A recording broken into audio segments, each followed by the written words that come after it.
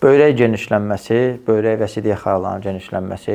Mən Toğrul Ömərov Uşaq Cərrahiyyə Tibb bölümü fəlsəfə doktoru. Uşaqlarda hidronefroz, bu böyrəyin genişlənməsi, uretrohidronefroz həm sidik yaxalarda, həm böyrəyin genişlənməsi. Niyə yaranır?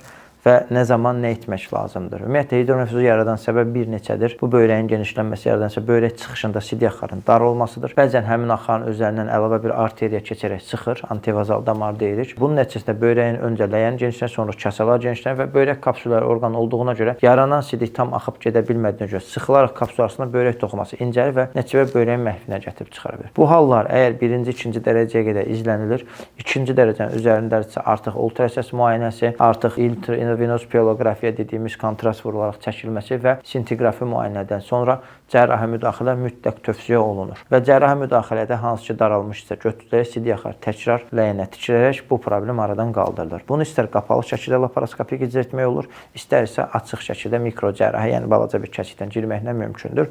Bu artıq valideynin seçiminə qalır. Uretrohidronefroz nədir? Bu sidik axarı və böyrəyin genişlənməsidir. Bunu yaradan səbəb iki səbəbi var. Var sidik axarının sidik kisinə girən yerdə darlığı və yaxud var sidiyin geriyə qayıtma reflüksu. Hansı ki vezikouretral reflüks deyilir. Bu xəstələrdə taktika tamamilə fərqlidir. Əgər dərəcəsi ikinci dərəcəyə qədər olduğu halda izləmə periodu keçirik, 1 yaşına qədər gözləyirik və əlbəttə ki, böyrək funksiyası düşmürsə. Əgər dərəcəsi çoxdursa, 3-cü, 4-cü dərəcədirsə və uşaqda temperatur baş versə və yaxud böyrək funksiyası düşürsə, artıq erkən dövrdə biz bunu əməliyyat etmə şansımız yoxdur. Çünki əməliyyat etdiyimiz zaman darlığı götürürük və yaxud reflüks zamanı tunel yaratmalıyıq. Bu tunel üçün sidik hissəsinin divar qalınlığı yetəri qədər olmalıdır və bu yetəri qədər qalınlıq 10 ayın üstündə olmalıdır və biz 1 ayında, 2 ayında bu əməliyyatı icra etsək belə nəticəsiz alınacaq. Ona görə uretrostom dediyimiz hansı ki sidik axarı müvəqqəti dəriyə çıxardırıq və oradan sidik axır. 1 yaşına yaxın isə əməliyyat eləyərək sidik axarını təzədən sidik hissəsinə perisadka olur ki və bununla da bu problem aradan qaldırılır. Valideynlərə buradan səsləndiyimiz odur. Son zamanlar vaxtsız müdaxilələr və